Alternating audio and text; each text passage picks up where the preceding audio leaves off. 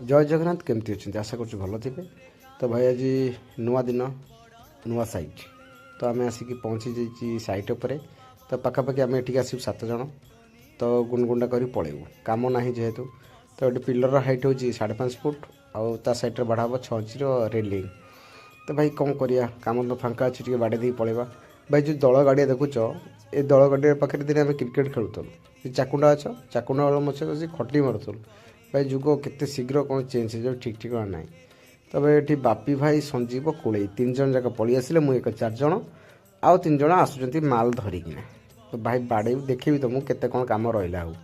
एठी आमर विवेका को बापी भाई से बाड़ौं रिलिंग आम पाखापाखि कलम बाड़ी फिनिशिंग करदेचु। एठी कोई आलोक फ्रेम तैयारी करुँच। एठी लिपु आ मंत्री बसी खटी मारुँच कम सरी आसला ना तो टे स्लो हो गला कम। जो तुम वीडियो भल लगुव भाई टे लाइक कर।